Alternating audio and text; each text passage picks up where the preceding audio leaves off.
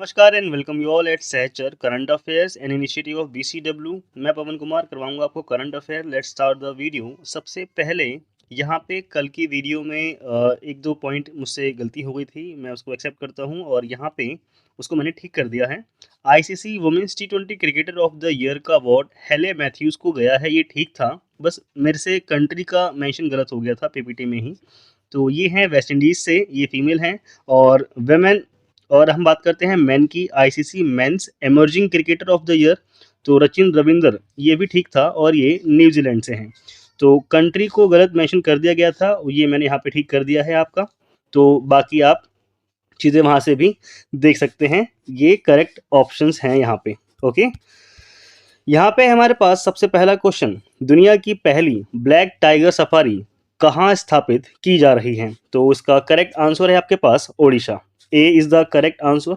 ठीक है, इसको आप देखेंगे, यहाँ पे देखेंगे इस तरह के जो टाइगर हैं, यानी कि जिनके ऊपर ये जो पट्टियाँ बनी होती हैं ये ब्लैक कलर की हैं, तो इसी का नाम दे दिया गया है ब्लैक टाइगर सफारी। ठीक है, और ये मेलेनिस्टिक टाइगर कहलाते हैं। ठीक है, यहाँ पे मेंशन है, इन टाइगर्स को कहते हैं मेलेनिस्टिक टाइगर। उड़ीसा के चीफ मिनिस्टर द्वारा, यानी कि नवीन पटनायक जो हैं, उन्होंने अनाउंस किया है एक प्लान जिसमें वो चालू करेंगे वर्ल्ड का पहला ब्लैक टाइगर सफारी।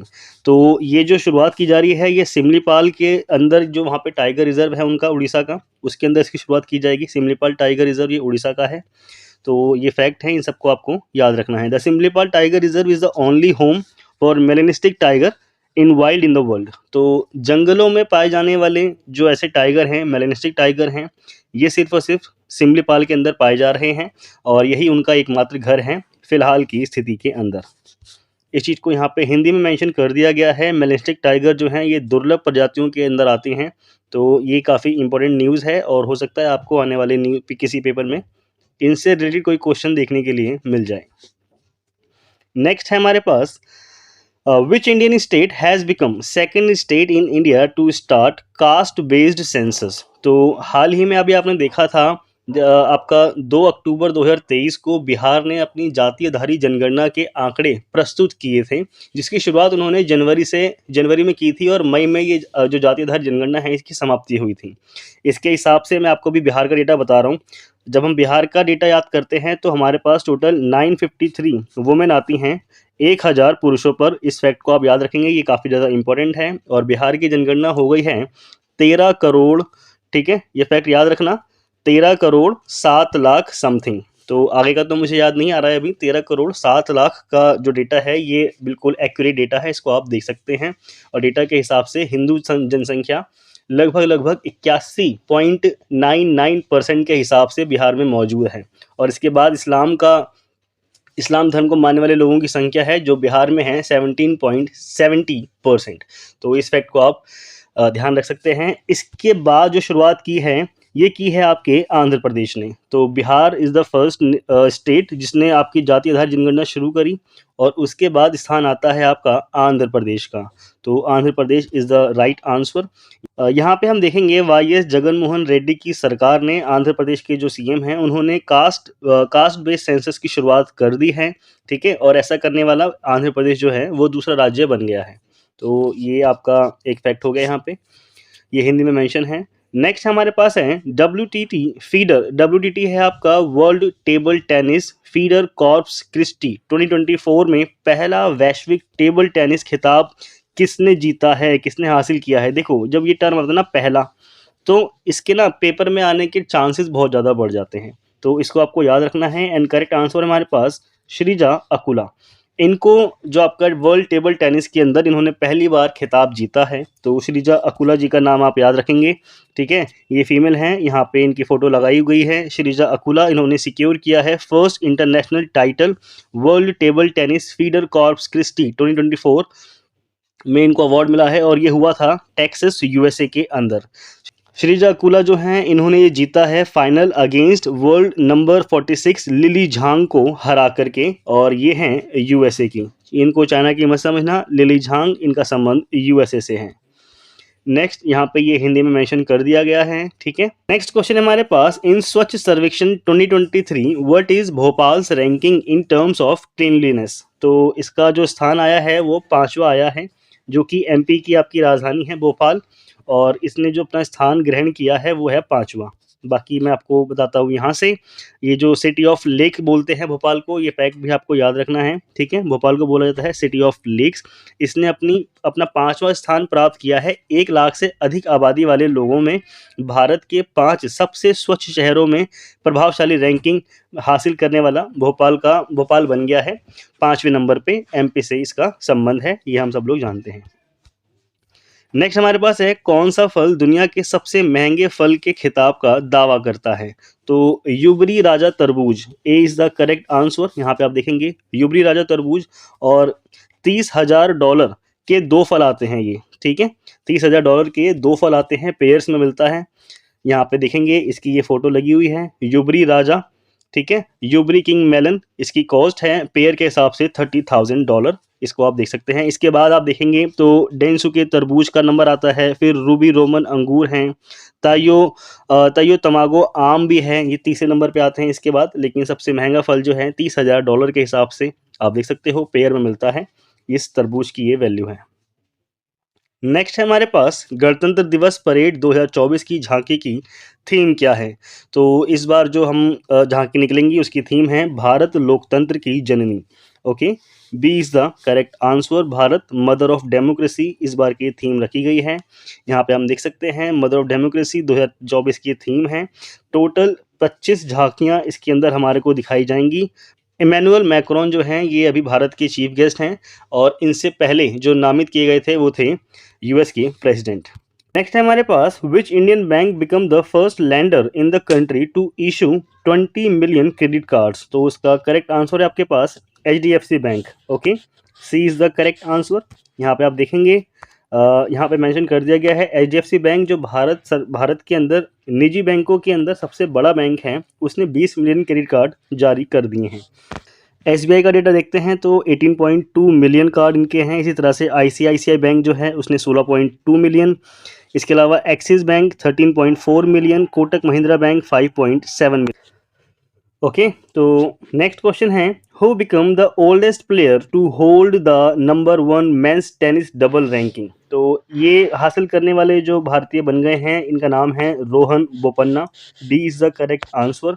सबसे ज़्यादा उम्र दराज के ये टेनिस खेलने वाले प्लेयर हैं, और ये डबल के अंदर खेलते हैं, यानी कि ग्रुप में खेलते हैं, पेयर के साथ खेलते हैं अपने।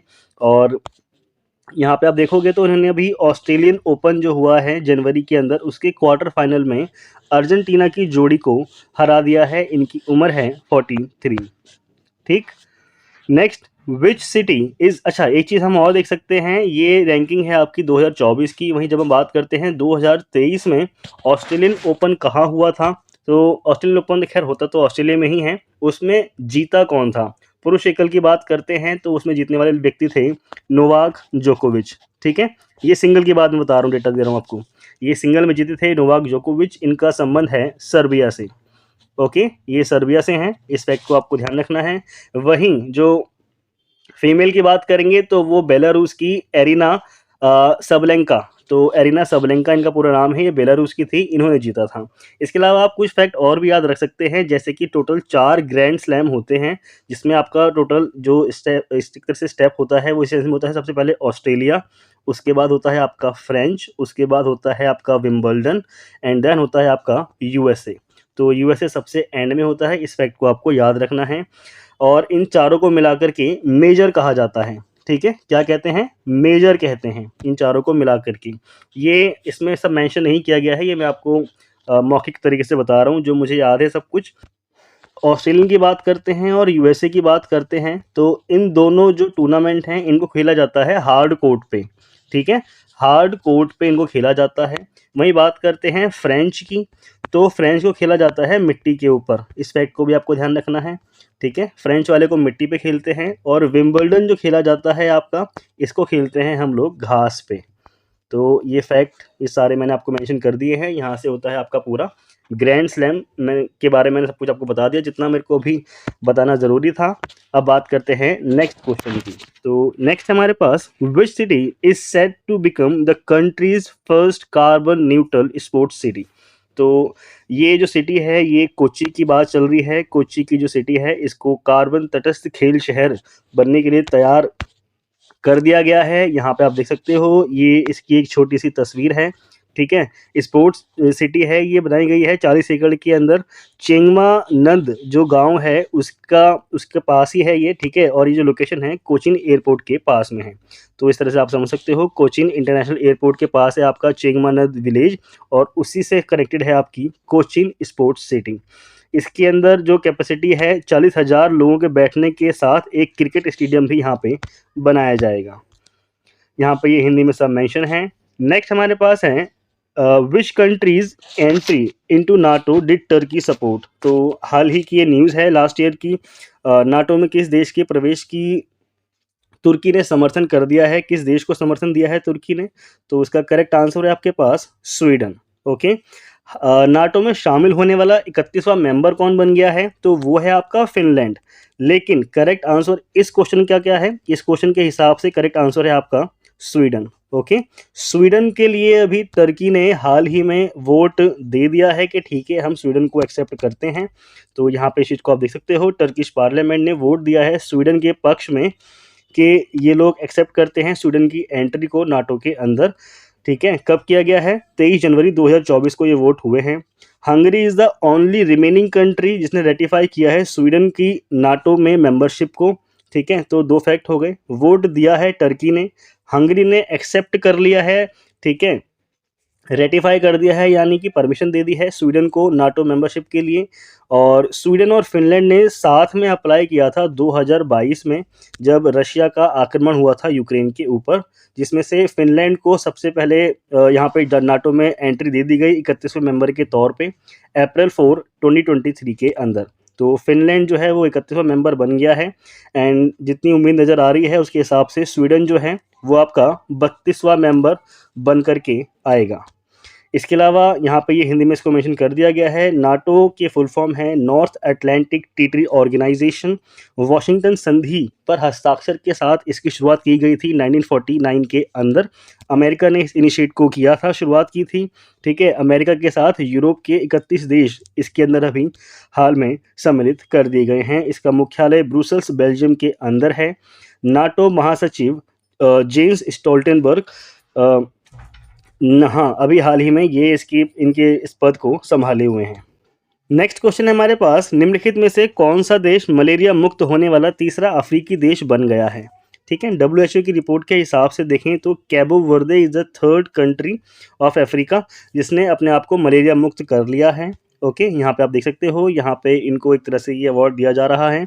कैबो वर्दे की कैपिटल है आपके पास प्राया, इसकी करेंसी है केप वर्दे, ठीक है। और प्रेसिडेंट हैं इसके जोसे मारिया पियरे नेविज। तो बस आप जोसे मारिया को भी याद रख सकते हो। WHO ने सर्टिफाई कर दिया है केप वर्दे को मलेरिया फ्री, और ये 3rd अफ्रीकन कंट्री बन गई है। इसको हम लोग केप वर्दे के नाम से जानते ही हैं, जनरल भाषा में इसको बोला जाता है।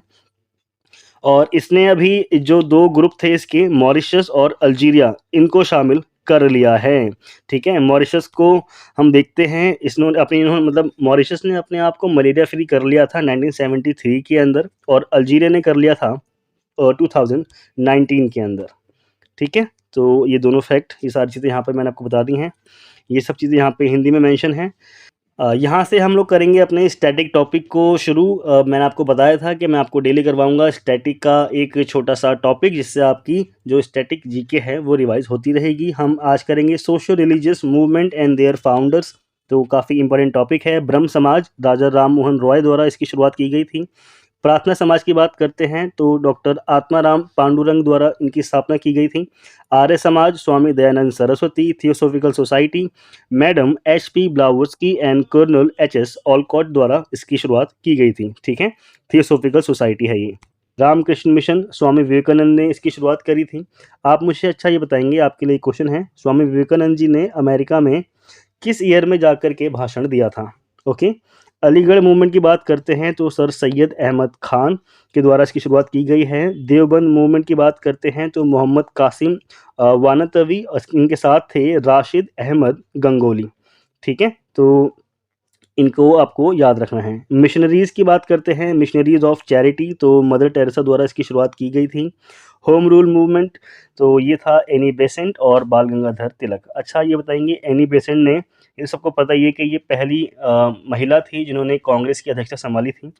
किस ईयर में संभाली थी, ईयर बताना है आपको। तो 2 क्वेश्चन आपके ये होमवर्क के हो गए हैं, ये आप कमेंट में बताएँगे। इसके साथ ही विश्व भारती रवीन्द्रनाथ टैगोर जी के द्वारा, अभिनव भारत वीर सावरकर। अच्छा रवीन्द्रनाथ टैगोर जी जो थे उन्होंने आमार सोनार बांग्ला किस ईयर में सबसे पहले गाया था, इसके बारे में आप बता सकते हैं। अभिनव भारत ये वीर सावरकर जी के द्वारा, servants of India society Gopal Krishna Gokhale, servants of people society ये थी लाला लाजपत राय। तो दोनों में कंफ्यूज मत होना, इंडिया सोसाइटी की बात आएगी तो गोपाल कृष्ण गोखले हैं, और सर्वेंट्स ऑफ पीपल सोसाइटी तो ये थे लाला लाजपत राय। अहमदिया आंदोलन की शुरुआत करी थी मिर्जा गुलाम अहमद ने। ठीक है, यहाँ होता है इस वीडियो का एंड। जल्दी मिलेंगे हम लोग नेक्स्ट वीडियो में। Okay, thank you.